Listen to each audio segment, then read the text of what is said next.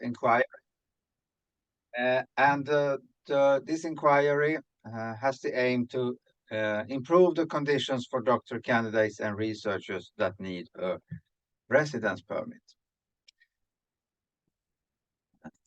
So, my name is Robert Andersson, and I'm head of negotiations team at SULF, and these are my contact details. And the contents for today, I will tell you about the inquiry and what it's all about, when it will be presented, and what will happen after it has been presented. And if you have questions or you want to address problems that we should tell the inquiry about, you are welcome to write in Q&A, as we said. We have already invited ourselves to a meeting with the inquiry, and we hope that they want to discuss these important issues with us. So if we then turn to the inquiry as such, just a short background first. As you know, in July 2021, an incoming requirement was introduced for the permanent residency.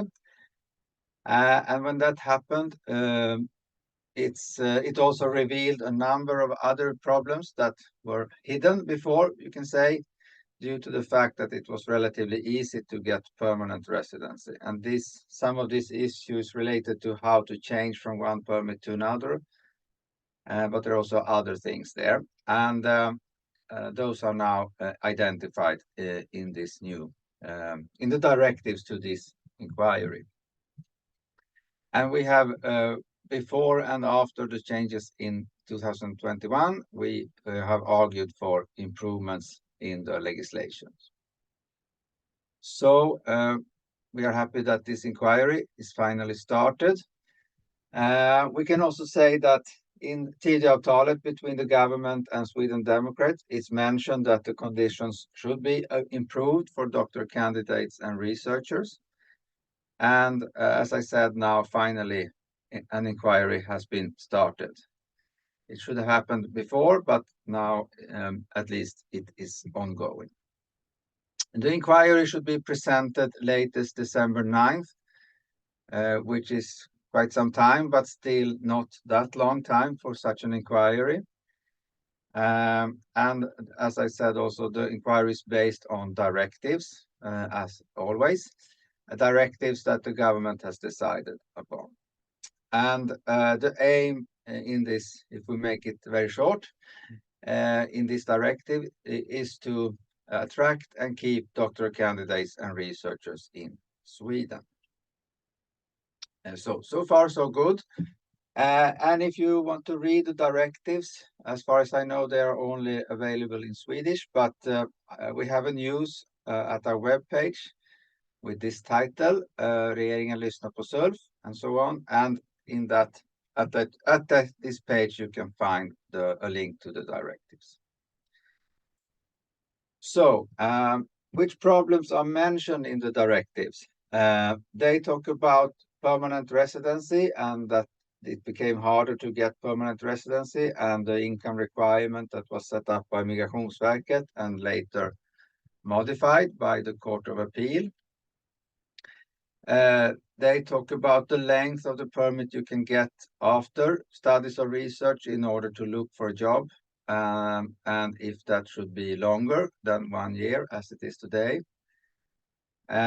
They talk about some issues when it comes to change of a permit, a residence permit, and when you can or cannot apply from Sweden. And that covers many different situations. It's not very specific in the directives, but a few things are mentioned. For example, that children born in Sweden when parents have a permit for research. And I will come back to that because some of these issues are already covered in another inquiry recently presented.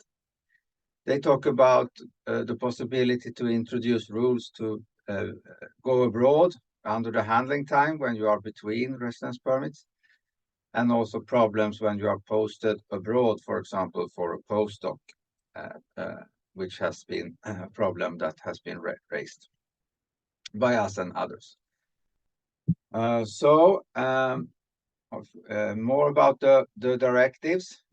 They should analyze in general if the migration rules are attractive for doctoral candidates and researchers, and I think the answer is no there, but that's at least what's said here. Propose measures that increase the likelihood that doctoral candidates and researchers will come to Sweden and also stay here. They can see in the statistics that many of you leave Sweden after graduation or after some time with research here. So that's a known fact. And the inquiry should propose changes in legislation in order to meet the identified problems. And more specifically, they should consider if the income requirements should be altered for doctoral candidates and researchers when it comes to permanent residency. But they also say that it should not jeopardize the general requirements, including the income requirements. So here we'll see how the inquiry will deal with this. But you could imagine that it's not expected that they will propose that to take away the income requirement, but perhaps to modify it compared to present situation, just for these groups at least. As I mentioned also before, they should consider if the job seeking permit should last for more than a year. It's said there that it might take longer to find a job, or at least a permanent job.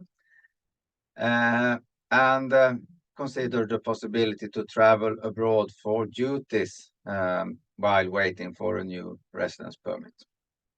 This is something that is already possible for those that have a work permit and have applied for a new work permit, but not for residence permits for research or studies. And if we look at the general points that we have raised before and how they are handled, so we have, of course, said that the income requirement should be removed for doctoral candidates and researchers, or at least modified so it's easier to fulfill and more adapted to the conditions that you have at universities, but also outside universities. So that's, and the red star here is something that we can see is specifically addressed in the directive. And then we have two parts here that are in green, and that's because they are already addressed in another inquiry called SOU 2024-15. And that's an inquiry about work immigration in general and how to make it easier to come here to high-skilled jobs and more difficult to come here with to take low-skilled jobs. And that inquiry is now under handling, and changes are proposed to be introduced in June 2025. And in that inquiry, they have already said that it should be possible to go from the job seeker permit to a permit for research or doctoral studies without leaving Sweden, something that is not possible today. And they have also addressed the problem that children to researchers born in Sweden must leave Sweden in order to apply for a residence permit, which is very strange. And so those things are already proposed, so that's good. But as I said, it will not take effect until June next year, according to the proposal. So that's a problem. But they have also raised the situation when you are posted abroad. We have seen situations when you get a postdoc grant from Research Council and you are supposed to leave Sweden and work for the university in Sweden, but abroad, that you get problems with your residence permit. That's something that is mentioned in the directive. We have also said that it should be possible to at any time replace a temporary residence permit with a permanent permit. So you don't have to wait until the temporary permit is about to run out. And that's something that is not specifically mentioned, but perhaps could be still handled within some general formulation in the directive.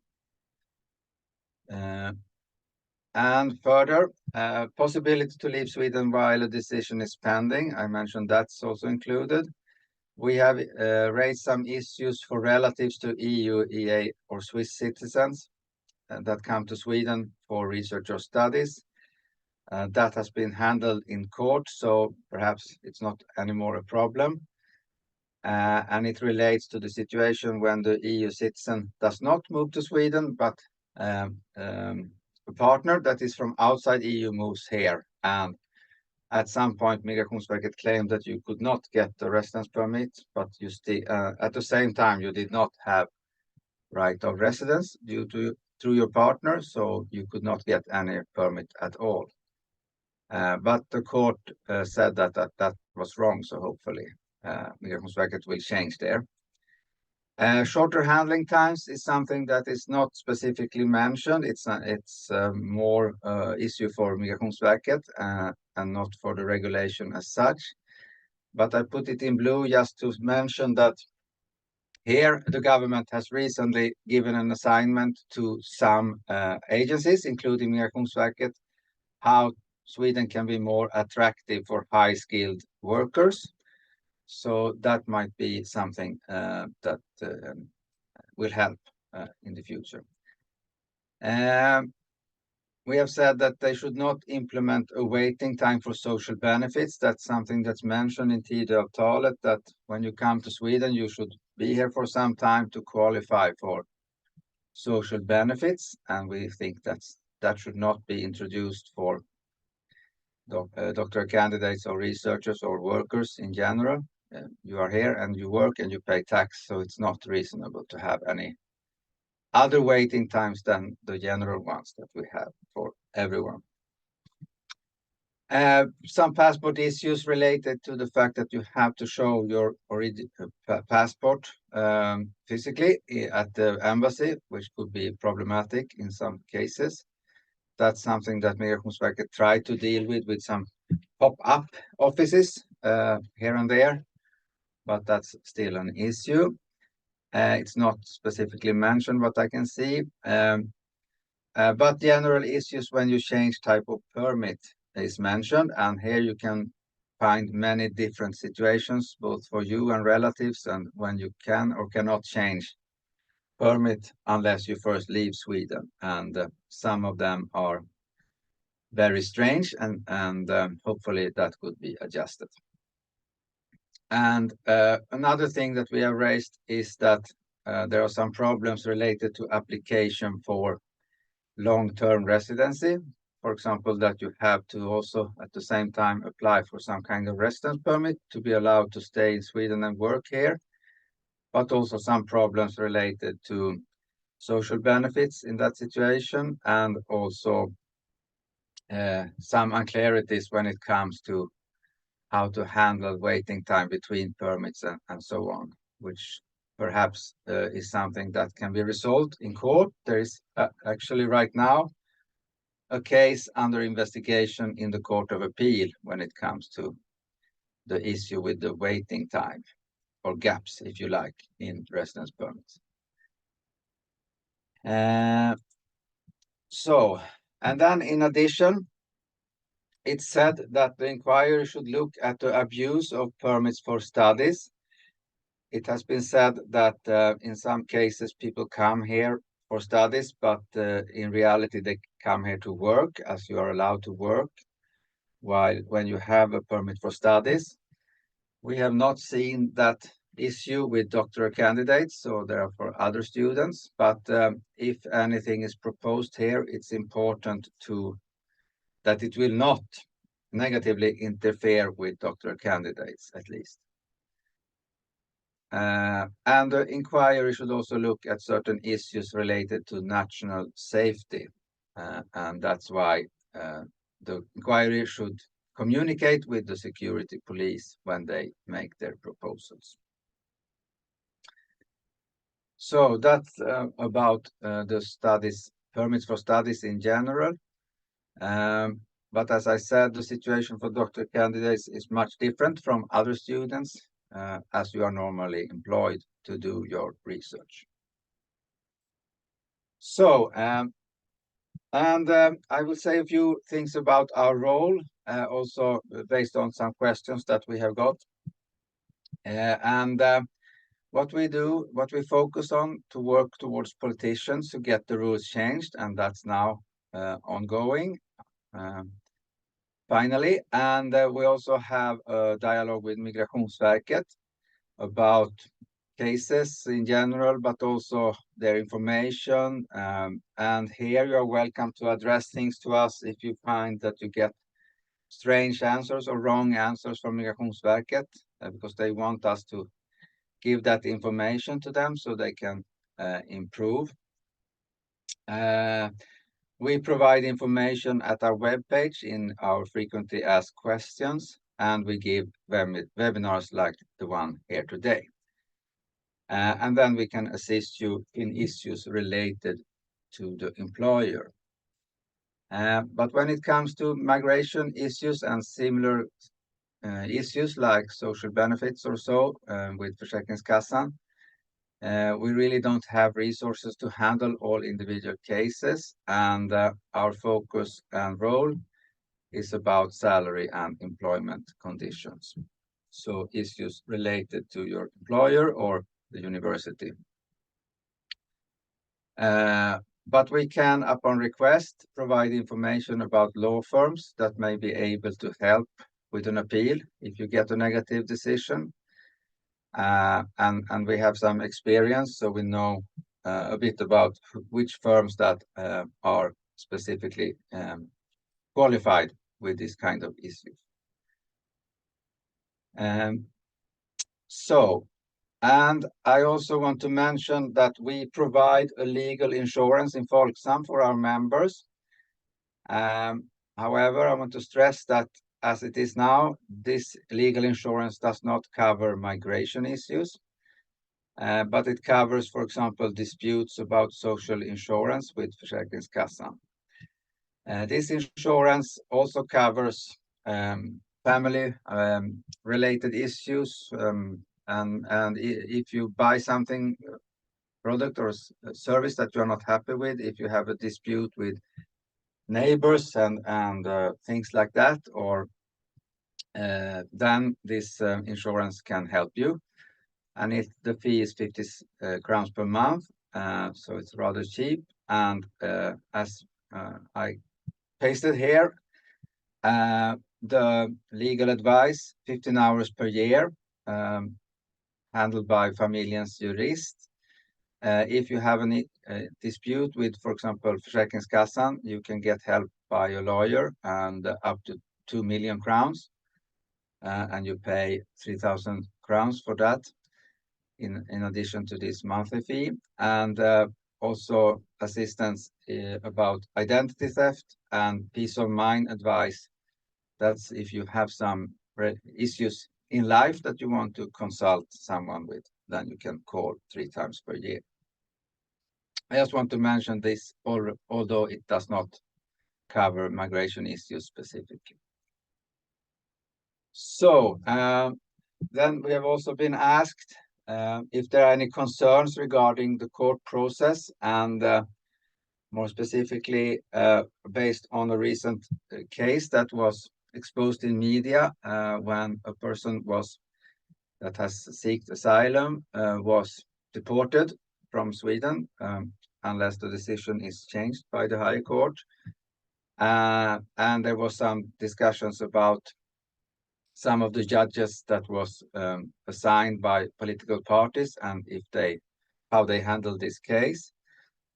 But I must say that in general, we trust that the courts will handle your case professionally. And in the situation you are, I mean, it's more about rules and interpretation of rules and not as much about individual situation as it is in an asylum case. And it's also worth to mention that most of the guidance when it comes to the court decisions comes, of course, from the Court of Appeal, the highest court in this case. And in that court, there are no representatives for political parties. It's only professional judges there. So that's about that.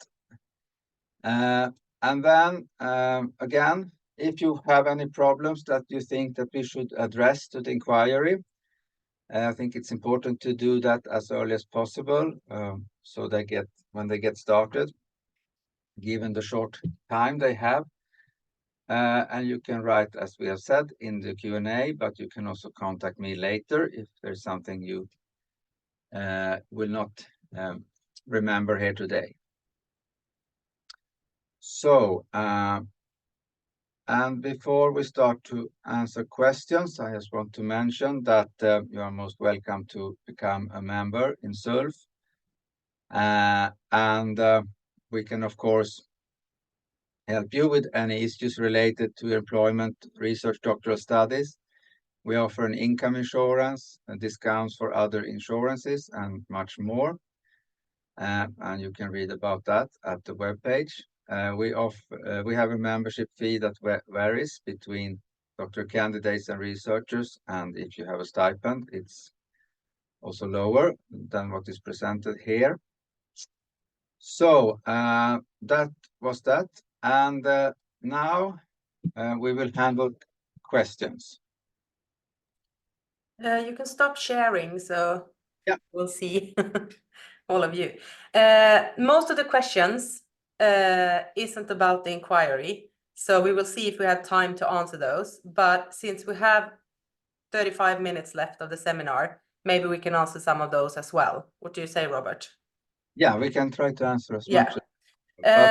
First of all, do we have any comments on the question of trust in the Swedish judiciary system? Yeah, I mentioned a bit about that, and I think that in general you can trust the courts, that they will handle things professionally, and then there might be cases where we can dispute that, but I think also in reality, and I think it's quite clear from how the politicians work, that they want to encourage high-skilled workers to come to Sweden, and you are definitely in that group. So I think that's much different from the other type of migration, and so I don't think you should worry about that. And is there a possibility that many tougher requirements could be implemented based on this inquiry report? If you look at the directives, it's hard to see because they want to improve things, not make it more difficult. However, we know from other processes that it's likely that a requirement for skills in language, I mean Swedish, and also some kind of knowledge about the society will be introduced for permanent residency and citizenship. So that is something that is already ongoing, and we have to be prepared for that. But apart from that, the directives in this inquiry, I can't see that it opens for any more difficulties unless they do something with this part that is related to the abuse of permits for studies. If they do something there, that will negatively affect doctoral candidates, but that's something we have to watch that it will not happen. And regarding the alteration to the income requirement, what exactly this entails? In the case that I have a partner that has a permanent contract and enough income for both of us, is this plan to be considered? It's hard to say. As I mentioned, it's said that rather vague, but anyway, that you could modify this requirement, but still keep the general, I would say, demands for permanent residency, including income. So if it will be possible to count income from a partner here, or if it somehow can be modified, it's very hard to say. But I can just mention, as I can see also here, there are some questions about varaktigt bosatt or long-term residency. Their income from a partner will count, but that's based on EU regulations, so it's a bit different. but there is an opening to include income from a partner. And there was a question, I know you spoke a little bit about it, but when do we expect that the current rules change to these new proposals? Yeah, good. Maybe I didn't mention or elaborate on that. It's hard to say, but this other inquiry that I mentioned that recently came, they proposed implementation or that the changes in the legislation should take effect in June 2025. So based on that, if this inquiry will come, this inquiry will be presented about a year after that one. So in that, if with the same sort of time frame, the changes will not be introduced until summer 2026, but we have to hope that it will be faster. But these things take time because there are some requirements how you must prepare changes. They must go through the parliament, and then they should be some time before they are introduced. On the other hand, if you look at when the income requirement for permanent residency was introduced, the proposal was presented in the spring and took effect already in July the same year. So it can also be faster in some cases. So very hard to say, but any improvements should, in our opinion, be taken into effect as soon as possible. And regarding the general issues, are we addressing the time reset when there is a change of the visa type? Yeah, I don't know exactly what the question is about, but for permanent residency, it's already that you should have that a residence permit for 4 years within 7 years. So there's still some opening for gaps and other things. It's more difficult with long-term residency where you should have 5 years consecutive.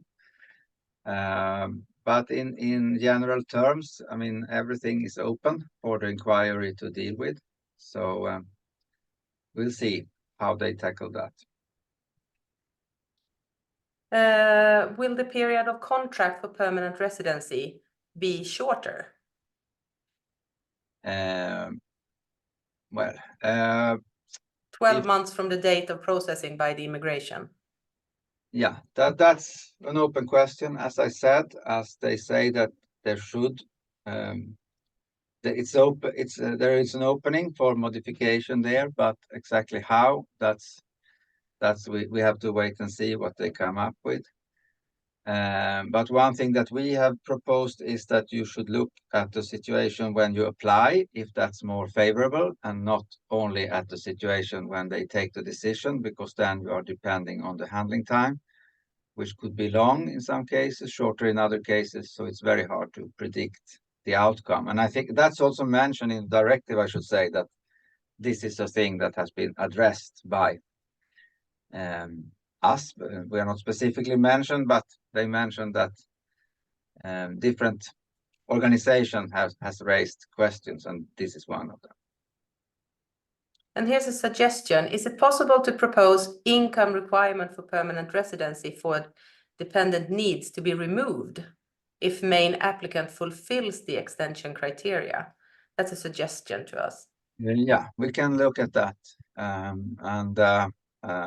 In the directive, they focus very much on the doctoral candidate or the researchers themselves, not that much on family members. But if you want to attract people and stay in Sweden, of course, it's important also that the family can stay here as well.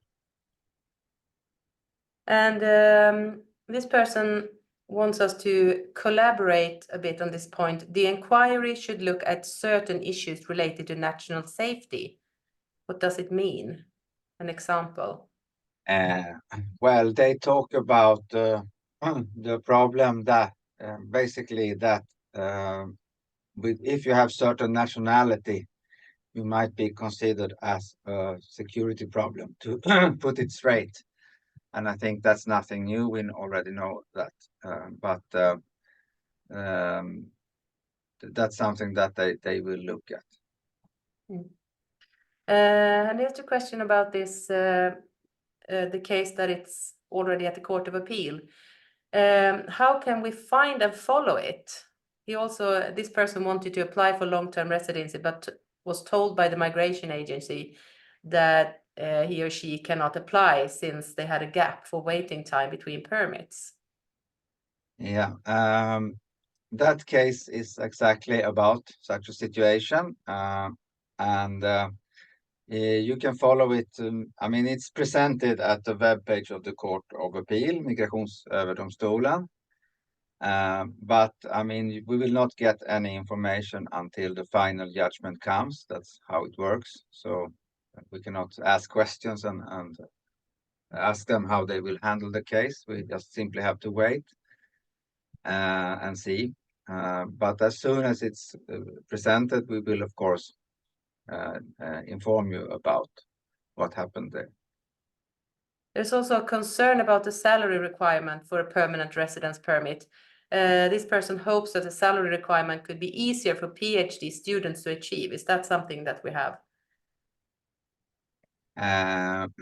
Well, again, I'm not sure exactly about the question, but there are proposal now and already when it comes to work labor that you should have a minimum salary. It's already introduced, and according to the inquiry recently presented, it should be even higher, about 34,000 crowns per month from July 2025.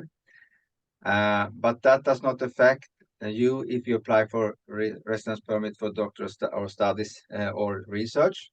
Then it's much lower requirement there. But of course, if you later apply for a job, that may affect you. But here they also propose that the first time you apply for a job, you don't have to fulfill that minimum salary. It's enough that you have a salary according to collective agreement or equivalent to collective agreement. So the old rules that we used to have until last autumn. So that's also something that is good, although this general level for income is problematic as such for many reasons. But if it is introduced, it's good that they have a modification for you. And this person wonders if the inquiry is only concerned by the migration aspect of attracting and keeping doctoral students in Sweden, or is there room for discussing issues like Swedish courses, career development, integration to the Swedish job market? It's hard to say. In the end of the directive, it said that the inquiry may, if they have time and want to do it, they can raise other issues as well. So that's a kind of a general opening. I don't know exactly what it stands for. We can discuss that with the inquiry if we can arrange a meeting with them.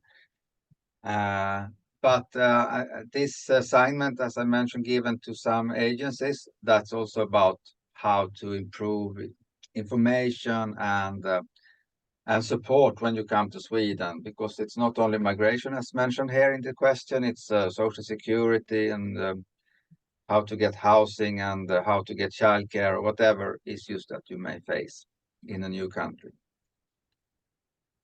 And regarding the modification of income requirement, how does SULF suggest for the income requirement to be modified as an alternative to its cancellation, as it remains a bit unclear at the moment following the recent decision?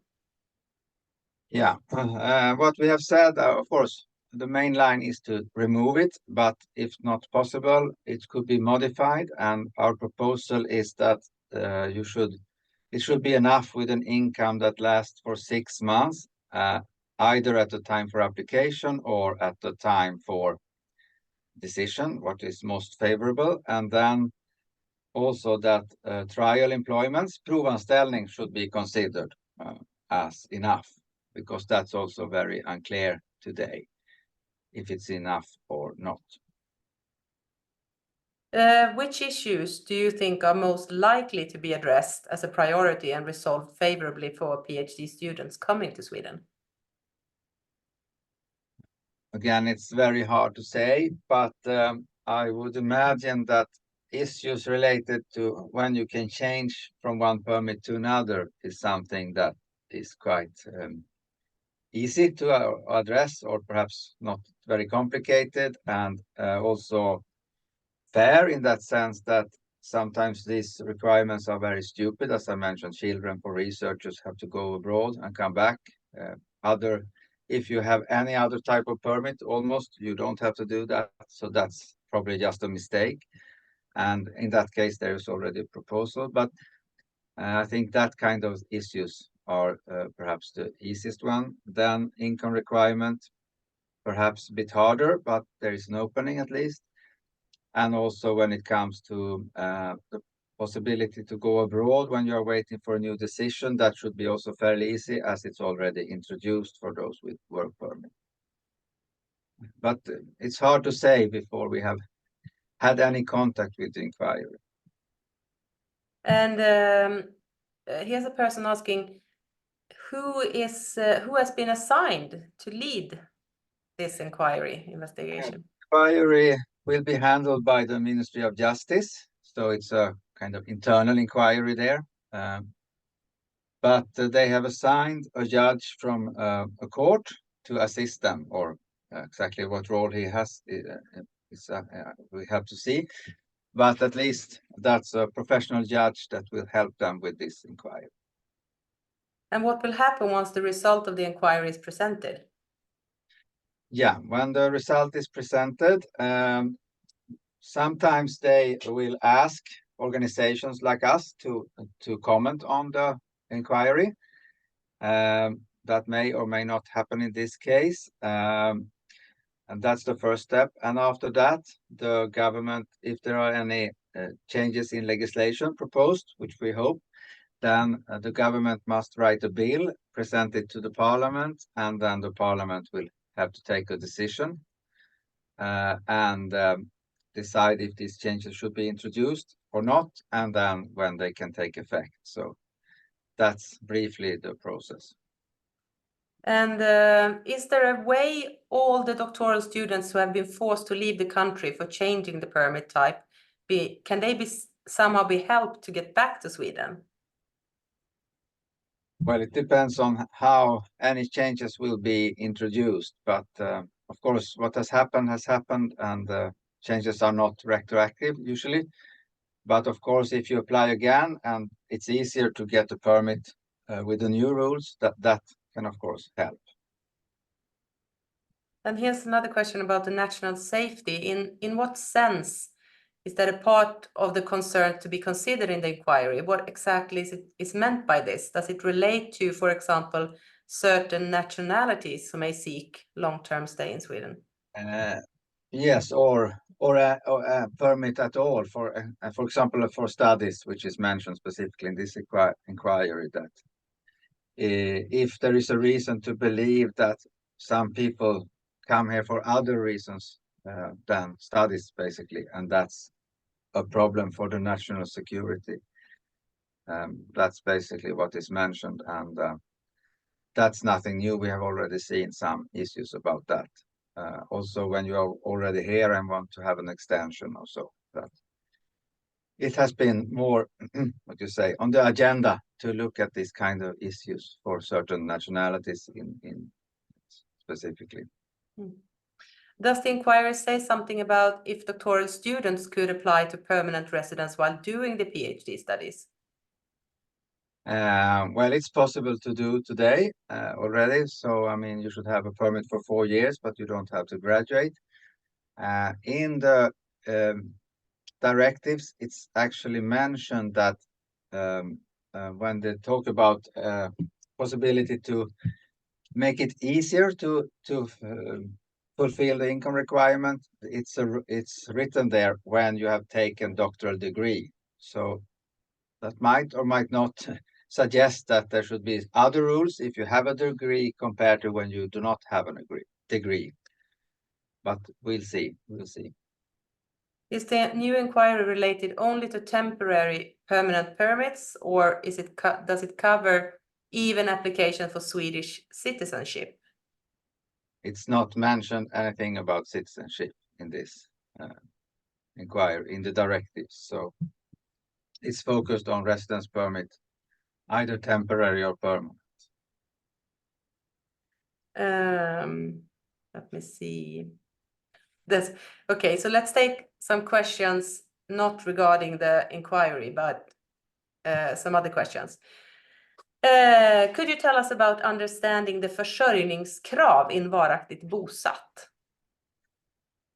Yeah, that's a good question. And we are actually right now having a dialogue with Migrationsverket because they are about to improve and extend their information at their webpage, as far as I know. This is something we have addressed to them, that they should clarify this. But as far as we know, basically you should have an income for the upcoming 1 year. And here there are some guidelines from the EU court to consider as well. That the income could be of different types, could be work, could be unemployment benefit, could be stipends, could be income from relative, for example. Absolutely more clarification about that would help, of course. And we can say that we can see from the cases we see when you contact us that it's not very, I mean, some cases certain income is accepted and in other cases it's not. So it's a bit unclear and how this is handled. And I know you said it, but the researcher's baby born, if a baby is born in Sweden, do they still have to go outside to get residence permit? As it is now, yes. But here it's a proposal that it will be changed in July next year. And why is scholarship not approved as income when it comes to permanent residence applications? That's because it's said in the legislation that it should be an income from an employment and that or social benefits that you have at the same time when you have an employment. So, and it specifically said that unemployment benefits, for example, cannot be counted in this case. So that's the reason why stipends are not counted. If the PhD was defended earlier than planned and several months left of PhD visa, can the person start working as a postdoc with that visa? Or can the PhD visa be revoked between the defense and the postdoc start day, since the person's not a PhD student anymore? I think that if you're in that situation, you should inform Migrationsverket and consult them how to deal with this, because it's when you have a residence permit for studies, you can apply for residence permit for research while you are in Sweden, so that's still possible. So, and usually you should have a permit that is related to the activity you have. So if you're not anymore a student, you should somehow change, but exactly when and how, you have to address that with Migrationsverket. Is there any regulation for asylum seekers to continue or start a PhD study or a postdoc position?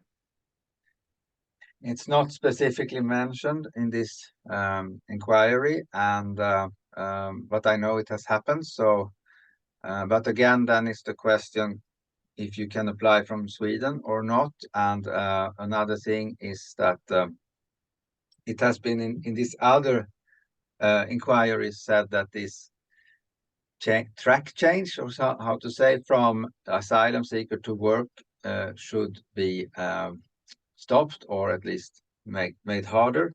So that's what you say tells something against that, but we'll see. That's another thing that we could address, of course. Is it possible to apply for permanent residence after 4 years of doctoral studies if you have worked for postdoc or research assistant for 12 months or more? I'm not sure if I understand the question. No, but you can, to fulfill this requirement of 4 years permit within 7 years, you can count doctor candidate residence permit for that. Research or work, you can add them on top of each other. So if that was the question, it is possible to combine them. And there's another question again. regarding issues related to national security. Recently, there have been a few cases of Russian researchers and PhD students getting their permit applications rejected on security grounds, seemingly just for being Russian citizens and working with important technologies that are not necessarily dual use. Have you heard anything about that? Can anything be done, or do we expect this to get worse? Yes, we have heard about it, and again, this is something that is on the top of agenda in general now. So, and of course, individuals will suffer from this in some cases, and especially if you work in areas that are, what you say, more sensitive for the national security. And yeah, it's hard to say how this will be dealt with, but and of course, there is a lot of things that will never become public because there is a lot of secret information used in these cases. If you have children that, if their permits are shorter than this person's by 10 months, by the time I apply for them, we all fulfill the 4 years requirement in Sweden. Can this person apply for a permanent residency for all of them, even if the permit would still have 10 months left? I don't know exactly. I should ask Migrationsverket. They claim that you cannot have 2 permits at the same time, but then there are exceptions, and if a permit can be revoked or not, and might be difference between what type of permit you have. This what they have said, that you should not apply more than 14 days before the permit runs out, seems to be specifically for permits for doctoral studies and not as clear for other types of permits. So apparently, when this person called Migrationsverket, they said it was fine, and then that the person can apply and try. So, but we doesn't know anything more than that. No.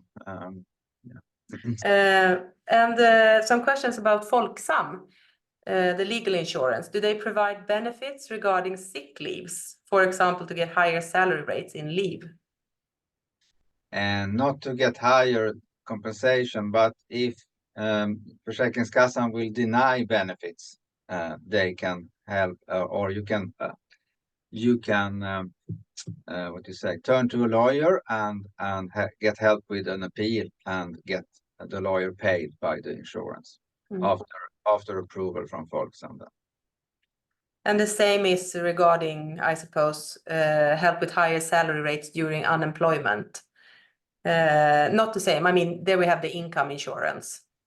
Yes, and everything related to salaries and benefits within your employment, that's our main issues to handle with the employer or the employer's organization and all that. So then you can turn to us or our local representatives to discuss those issues. And then you said something about 3,000 Swedish crowns for legal assistance. Is that paid monthly or yearly? That's if you want to hire a lawyer to help you with your case, for example, against Försäkringskassan, and for example, proves that, then you will have to pay one fee for 3,000 crowns. It's this what in Swedish is called självrisk, that you which is quite usual when you have an insurance, that you have to pay some amount to get support, so they will not have to handle very, very small amounts. I will just say there's so many specific questions, so we can only answer general questions. So I hope you think that's fine. So I will just take the general ones if you feel that I'm skipping some. If a doctoral student quits his or her PhD employment due to some reasons, what's the help one can get to get back to Sweden through job search visa?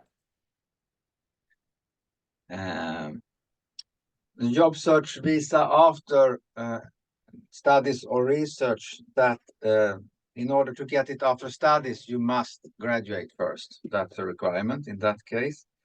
Then there is now, since some time, an opening for high-skilled people to come to Sweden in general to look for a job for some time. So that that is an opening that was introduced some time ago. So that's a possibility. If a PhD student is waiting for a decision, but due to the study program has to leave Sweden for a conference or planned visit to a foreign university, for example, since the waiting time at the moment is very long, is there a way for the students to gain mobility for work purposes? I think you must ask Migrationsverket about that, because it also depends if you can enter Sweden without visa or not. If you are from a country that is where you do not need visa. But I think it's a good idea not to leave unless you have got permission or very specific information from Migrationsverket. Otherwise, you might get stuck at the border when you try to return. And another person asks us, is there any way to speed this up? Or is it possible to ensure that PhD students and researchers can get a visa while they wait for a residence permit? When it comes to the inquiry, I think, but that's a guess, that they will use the time they have until December 9th, as it is rather short for this kind of inquiry. And then it's up to them to propose when the changes should take effect. But hopefully they can take effect faster. And if there are some changes that are easier to implement than others, you might think that they can be implemented earlier.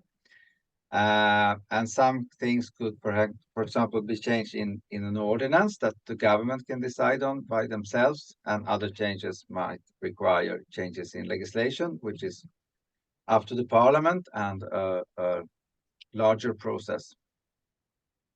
For PhD students, there is a requirement to get a job ASAP after graduation and general pressure set by migration agency conditions.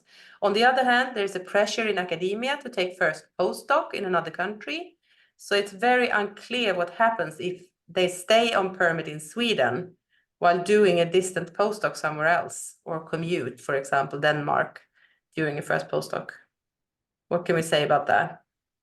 Yes, I mean, in the directive, they address this issue when you are posted abroad for a postdoc. That's mentioned specifically. But one thing that we would like to address, based on cases that we have seen, is how to handle income from an employment abroad, and specifically if you live in southern Sweden and work in Denmark, which is quite usual. It seems to be unclear nowadays if Migrationsverket accept that or not. We were thinking that they did, but now they are saying that they are investigating this. So that's one thing that we can address to the inquiry, that any legal employments in any country should be as good as employment in Sweden. And what are the requirements to get a long-term residency? The requirement in general is that you should have had certain types of residence permits for 5 years consecutive in Sweden. You should not have been abroad for too long, and you should have or be expected to have an income for basically at least a year. That's in very brief the requirement.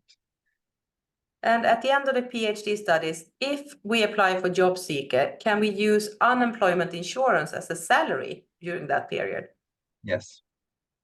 It's for temporary permits, it will work, but not for permanent permits. And also you can have bank savings to cover your living costs during that year as well. And here's a question about the SULF membership.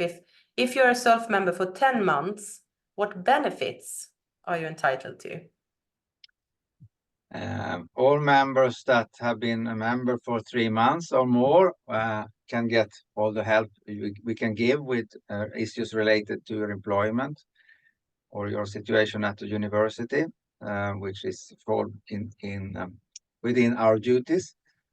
But if you talk about the income requirement, the income insurance, you should have been a member for a year, at least at the time you become unemployed.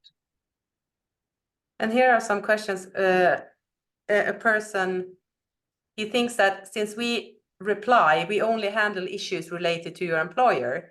The person asks why and thinks it's a double standard, and he wants a meaningful answer. Why can't we handle other issues? Yeah, I tried to mention that in the presentation that one thing is that our focus and our sort of what we are expected to do is to handle cases related to employment and salaries and working conditions and working environment and all that.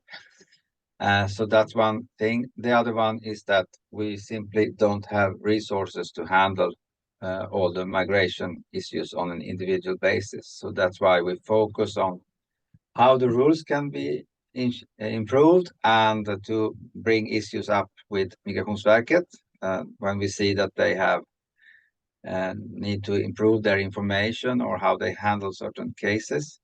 And then we try to give this kind of general information in this kind of webinars or at our webpage. And so that's what we focus on. But then we can guide you to law firms that we think are good in handling these kind of issues. And there was another, they want us to, if we can put some names on our website about law firms that we could recommend. Or can look at that and see. And are we a part of A-kassa automatically when we join SULF? You are not, is there? Yes, exactly. No, not automatically. You have always to apply for membership in Akademikernas A-kassa and pay a specific fee for that. So that's a very good advice to join them as soon as possible. And why do you think Migrationsverket decided to change while they also the one who made it so hard for doctoral students just not so long ago? Well, it's not only Migrationsverket, but the government, but... Now I'm certain what kind of change they have made, but if it's about the income requirement, then they had to change because the Court of Appeal said that their interpretation was wrong when they said you had to have 18 months and that you should only consider contracts at the time for the decision. And the court said it should basically be enough with 1 year, and you must also make a prediction about the likelihood that you will get have an income for a year. So that's something they had to change because they have to follow this kind of precedent set by the Court of Appeal. How does the unemployment benefits differ for a researcher on stipend or from a researcher on an employment contract? Stipends cannot give you right to unemployment benefits. So in order to get unemployment benefits, you must, at least before the stipend, have had an employment, pay taxes and all that. And I think we cover some of these issues in other recorded webinars, so that you can find at our webpage. So there you can read more. And we had recently one with A-kassan present as well. And so there you can find answers on these kind of issues. And the time is now 12:30, so the webinar is over, so we have to say goodbye. We have gathered all the questions that you had written in Q&A, and we will read them through and see if there's anything we can clarify at our website.